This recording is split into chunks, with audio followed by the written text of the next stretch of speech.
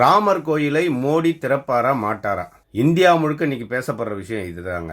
ஏன் அது ஒரு சர்ச்சை உருவாச்சு? ஏன்னா அதுக்கு நிறைய விஷயங்கள் இருக்கு. என்னன்னா, ராம ராஜ்யம் அமைப்பது மட்டும்தான் ஆர்எஸ்எஸோட பெரிய திட்டம். அதே மாதிரி அகண்ட பாரதம் அமைந்தது அவங்களுடைய திட்டம். அவங்க போட்டு கொடுத்த திட்டத்தில் பல விஷயத்தை நிறைவேற்றிட்டாங்க. இது ஒரு திட்டம். அந்த பாபர் மசூதியை இடித்து அதை தரமட்டமாக்கி வன்முறையை கொண்டு வந்து எத்தனையோ உயிர்களை கொன்று, அது அத்வானி இருக்கும்போது நடந்தது. இப்போ அது அடுத்த கட்டத்துக்கு போய் அந்த அத்வானியே கீழே தள்ளி இவர் இப்போ பெரிய அரசியல் சக்தியா உருவாகி ஆர்எஸ்எஸ் இவரை பெருசா ப்ரமோட் பண்ணி ஒரு பிரதமர் மந்திரியா ஆக்கி இவரை இன்னைக்கு ஆட்சி செய்ய வச்சிருக்கிறாங்க. இப்படி ஆட்சி செஞ்சிட்டு இருக்கிறவர் ஒரு ராமர் கோயிலில் திறக்கத்துல என்ன அப்படி ஒரு பிரச்சனை வரப்போகுது? இவ்வளோ பெரிய ஆளுமை, எல்லாரும் பெரிய உலகத் தலைவர்னெல்லாம் சொல்லிக்கிறாங்க, அவங்களே சொல்லிக்கிறாங்க. அப்படி இருக்கும்போது என்ன பிரச்சனை? ராணுவம் இருக்குது, எல்லா அதிகாரமும் அவர்கிட்ட இருக்கு. எவன் எடுத்து கேட்டாலும் அடிச்சு தூக்கி போட்டு ஜெயிலில் போட்டு அவரை திறக்க வேண்டியதுதான். செய்வாரா? அவர் செய்வாரா? செய்ய மாட்டார். ஏன்? அவர் மதத்துக்கு கட்டுப்பட்டவர், ஆர்எஸ்எஸ் கட்டுப்பட்டவர். அப்போ என்ன ஆர்எஸ்எஸ் என்ன சொல்லுது? ஆர்எஸ்எஸ் சொல்ல மதம் என்ன சொல்லுது? சத்திரிய நாட்டை ஆளலாம். ஆனா ஒரு ராமர் ஒரு அவதாரமா சொல்றாங்க. ராமர் ஒரு அவதாரம். அந்த சிலையை அவரே கையால கொண்டு போய் அங்க வச்சு பிரதிஷ்டை பண்றது தான் வேணாம்னு சொல்றாங்க. ஏன்? புனிதம் கெட்டு போயிடும். இந்து மதத்துல முக்கியமானது புனிதம், தீட்டு, ரெண்டு விஷயம் தான். இவங்க தன்னுடைய சௌகரியத்துக்கு ஏற்ற மாதிரி எல்லாத்தையும் மாத்திப்பாங்க, நேரத்துக்கு தகுந்த மாதிரி மாத்திப்பாங்க.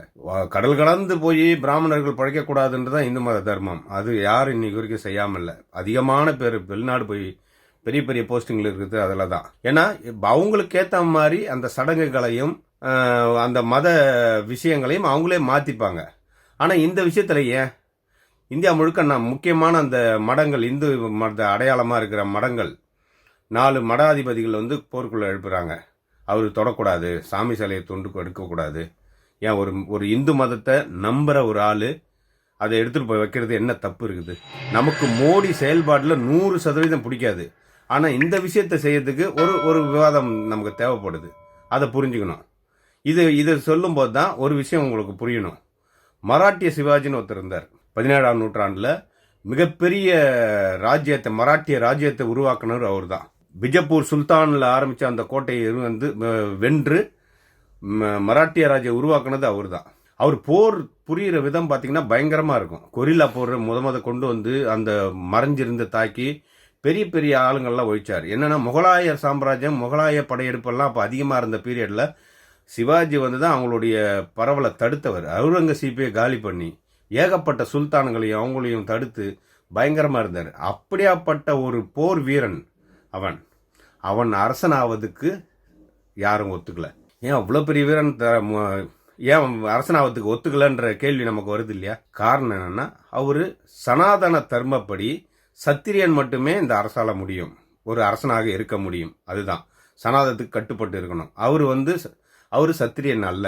அதனால என்ன பண்றாங்க, நீ அரசனாகக்கூடாது அப்படின்னு சொல்லி இந்து மத அறிஞர்கள்லாம் சொல்றாங்க. அப்போ வேற வழியே இல்லை. அவ்வளவு பெரிய வீரனை என்ன பண்ண முடியும்? அதுக்காக என்ன பண்றாங்கன்னா, ஒரு குழு அமைக்கிறாங்க. அந்த குழு ஒரு முடிவு பண்ணுது, எல்லாம் பேசுறாங்க. இப்போ அவங்களுக்கு தான் சொல்லுமே, சடங்கை எப்படி வேணா மாத்திப்பாங்க, அவங்க சௌரியத்துக்கு ஏற்ற மாதிரி மாத்திப்பாங்க. இவ்வளவு பெரிய அரசனை பகைச்சிக்க முடியாது இல்லையா?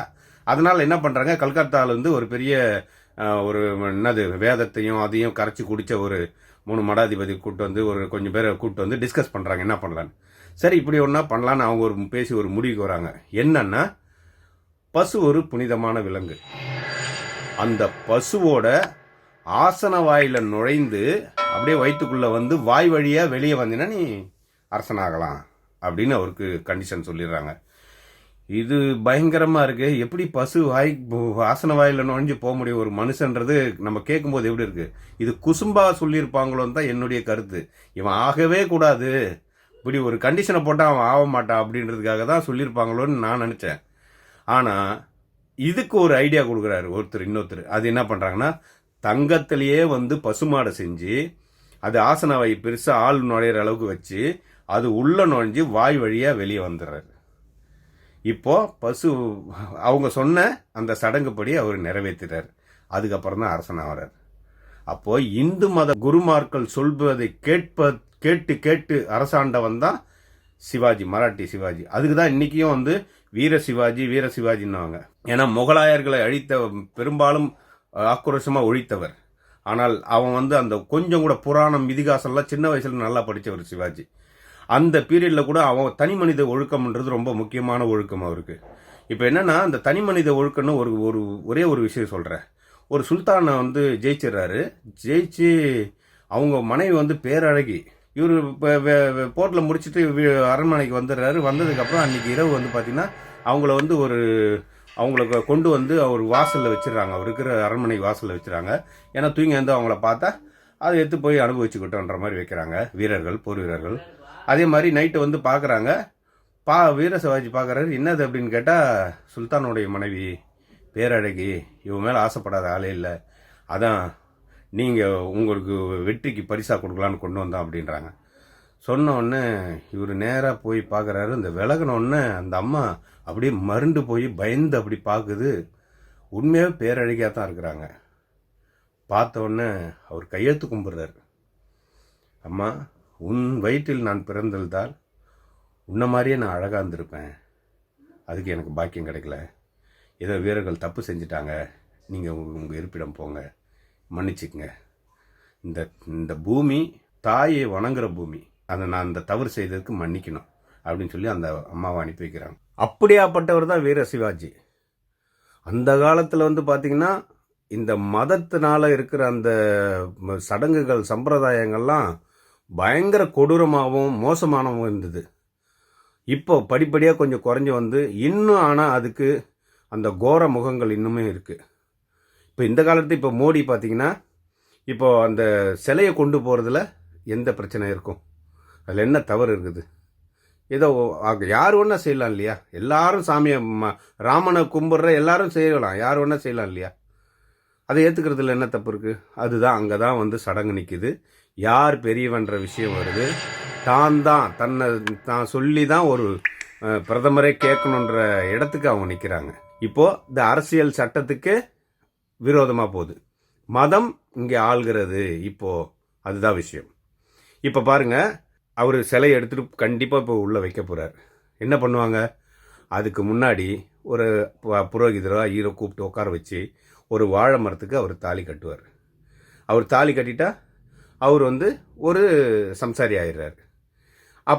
அப்போ கூட்டு போய் அந்த சிலையை கூட்டு போய் உள்ளே வச்சு பிரதிஷ்டை பண்ணுருவாங்க. எல்லாரும் சாமி கும்பிட்டுருவாங்க. சாமி கும்பிட்டு வச்ச உடனே அதுக்கப்புறம் முடிஞ்சால் அந்த ராமர் சிலைக்கு சப்போஸ் செருப்பு அணைச்சாங்கன்னா அந்த செருப்பை கூட தூக்கிட்டு வந்து இவரோட அரியணையில் வச்சுட்டு அதுக்கு பூஜை பண்ணிவிட்டு அது கூட நடந்தாலும் நடக்கலாம், வாய்ப்பு இருக்குது. அது நடக்குமான்னு அது சொல்ல முடியாது. ஏன்னா ராமர் ஆட்சின்றது அதானே ராமனுடைய செருப்பை வச்சு தானே பரதன் ஆண்டான். அதான் ராமராஜன்றது. அதை இப்போ ராமர் சிலையில் ஒரு செருப்பை மாட்டி, அந்த சிலையில் செருப்பை மாட்டி அந்த செருப்பை கொண்டு போய் அந்த அவருடைய பிரதமர் அலுவலகத்தில் வச்சுட்டாங்கன்னா, அதுக்கு ஒரு பூஜையை வச்சுட்டாங்கன்னா ராமராஜ்யமாக ஆறி போயிடுச்சு சொல்ல வாய்ப்பு இருக்குது. இப்போ இது முடிஞ்ச உடனே திரும்பவும் வந்து புரோகிதம் பண்ணி இல்லை அந்த இதாக மந்திரங்களை சொல்லி அந்த வாழை மரத்தை வெட்டிடுவார். இப்படி தான் நடக்க வாய்ப்பு இருக்கிறது. இது என்னுடைய கணிப்பு. நீங்கள் இது நடக்குமான்னு நீங்கள் எதிர்பாருங்க. நன்றி.